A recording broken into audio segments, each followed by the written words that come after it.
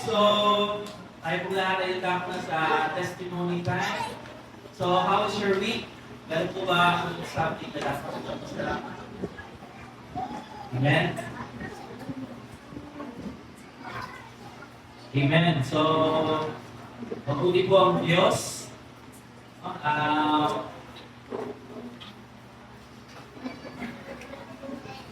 Magandang umaga po, una sa Panginoon, pangalawang po sa ating mga kapatid. Kung may napupulit sa kapaglaman ng Diyos, ang Diyos ang lahat ng ating pinagmulan at sa ating pinagpupunan ng ating pangangailangan. Diyos din po lahat. Kung may nagpapasalamat sa Diyos, itong lingkong ito, nagtrabaho ko natin. Sila Brother Tutoy lumawak na, kaya sa isang lingkong sa kami yung Bertis, sabi ko, Panginoon, ang aking pong mga samahan din sa lingkong at ulit. So sabi ko, Lord, ikaw pong nakakala mo ng bawat puso ng ating ang tao. So alam naman po namin na ang araw ng lingkong ay para sa iyo. Lord, ikaw na po manito sa kanila. So pagdating ng Bertis ko, tumawag si Brother Tutoy. Kuya, sabi ko kay Brother, kay Kuya Tulo, uuwi kami na sa balo, sabi ko, Lord, maraming salamat. Ikaw talaga, walang mananais ngayon. Pag-ginusto mo talaga, talagang gusto. Pag-ginusto mo gusto ko wala ka magawa. Kaya sabi ko, Lord, maraming salamat sa iyo. Ikaw po ang may hawak ng aming buhay lahat. Ang aming pangangailangan at ang pula sa iyo. Ako rin pinagpo sa ano sa Panginoon sa ating trabaho. Hindi pa ako tapos, mayroon na nakalaan. So, ang nakalaan ko yung tatlo po yan. Sa kahit nakalaan ko, dito po sa mga pulis at kaya po sa mga tulay sa palengke. Kung saan na din po nagtaka ako sa ating ko. Tinawag ko ni Island sa Palitan. Tinawag ko ni Chuchay. Yung Palitan na sa ating dito. Kinausap ko sa akin, Bert, ito ba po ba si Bay? Sabi ko, si Bay na ano.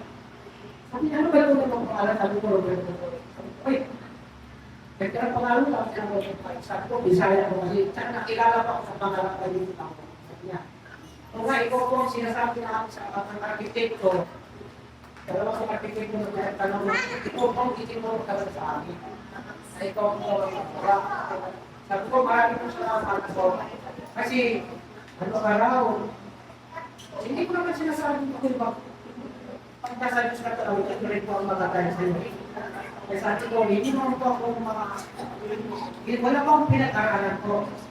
Nasa ganung bagay, pero ang Diyos po nagbibigay sa akin. Sabi niya, kung ikaw po pinagkilala sa akin arkitekto na ikaw daw kinawisipay, ikaw daw dapat ang magagawa. Kaya sabi ko, Lord, maraming salamat, Panginoon. Baka matindi ako naghahanap ng trabaho sa pamamagitan ng aming pagkilingkod. Susukay sa lahat ng pangangailangan. Maraming po salamat sa Panginoon. At Brother Totoy, sa mga kasamahan natin yan, si Brother ako. Sino ba ito? Si Brother Ito, siya kasamahan natin yan.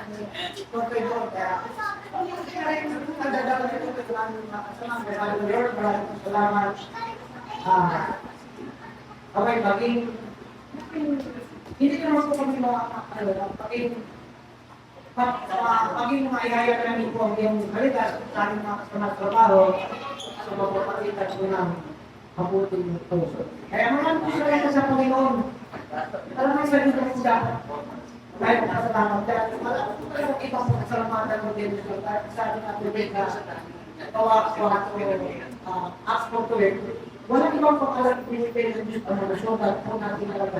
Ikaligtas o basta lahat po ang Panginoon ay lamang po namin ng pangalan para sa atin. Maraming salamat. Amen. Kailan naman po na tayo tatay ko sa daming project. Pero kung may papagawa po ngayon, sure po yan, Diabetic Coast Project. So yan galing sa Panginoon din. Talaga sapat. Amen? Amen. Yeah, I'm thankful pa yung pagawa nyo dyan, Diabetic Coast Project. Amen? So sino pa po ang may pagpapasalamat ng tumasok?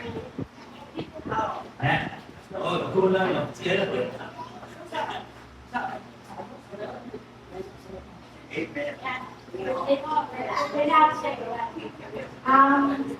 Pinagkaiba na kay tatay ko. medyo pag sa ano na sa ginagawa.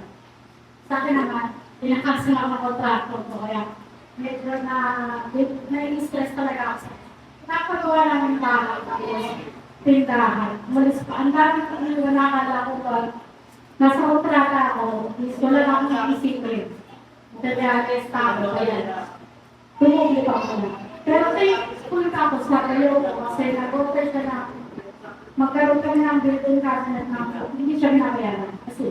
Kasi ano lang, materialis lang talaga ako. Tapos, kung kailan lang kinain lang din yung sinasabi ko na gagawa siya. Tapos, sabi ko po sa papa ko na hindi rin talaga nila iniwan yung bahay. Ganun. Kasi ang dami talagang kulang nakakapwisip pero ay ako, si Lord na bahala sa kanya. Kasi yung kontrata kasi talagang ubus yung pera.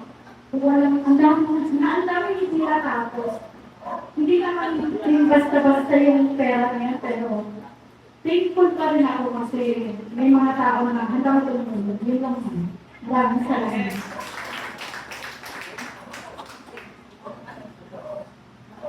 Okay po. Magpapalamat na ako kasi, ayun nga, bless kami na si Lord sa work.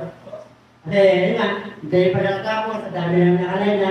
Pero Lord, ang bless pa kami, talagang alam na, sobra-sobra, talagang hindi nga namin alam kung paano i-handle minsan yung trabaho sa dami. Thank you, Dr. Sa kanya pa rin talaga ang lahat na bumunga sa kanya. Kung anong bill mo sa amin, doon kami. Yung bill namin, hindi namin din. Kasi sa'yo lang. Kasi nasa iyo kami. Kaya yung gusto sa amin, doon kami. Kung mabuti, masama, o kapala, o ganyan, masaya. Basta laging bill mo lang, mangyayari mo namin. Huwag mo lang ang pagbibigay. Kung may masama man, kasi hindi mapalagi tayo perfect. Kaya may wasan na ganyan, may mga kliyente, may magkasakit. Kaya nga, makakaya rin kasi pero kasama sa buhay yan, pag wala kang gusto niyan, hindi ka na buhay nun. Diba? Kasi kasama sa buhay yan, mga kayatan na yan. Yung mga buhay ng tao is, hindi lang sa pera yan. Diba? Yung nga, yung balik na lang kay anak ni Kuya rin. Sila may pera na, pero ganun pa rin. Kaya ang tao, pagkakanyan na walang kakontentuhan ba, ibig sabihin, nandiyan na lahat, nagkaano pa sila ng iba, kaya lang, parang may kulang pa rin, pero at sa kanila lahat, pero parang may kulang pa rin sa kanila, kasi maganda siguro yung ganun bagay, kaya best pa rin kami na kahit ito kami, na nagkaano ng kulang, ano po,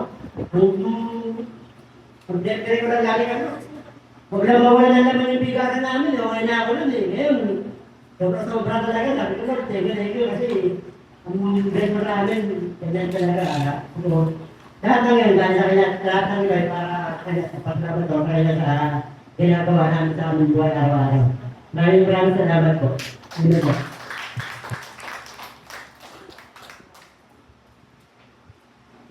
Praise God sa buhay ni Kuya Totoy. So, Kuya Ernest, so may dita natin, hindi sila talaga naubusan ng bigas. Kasi medyo malaki na yung sa ni Kuya Totoy. Kailangan natin magpabayad sa atin. So, okay. I think, call na lang tayo sa testimony ngayong morning, no?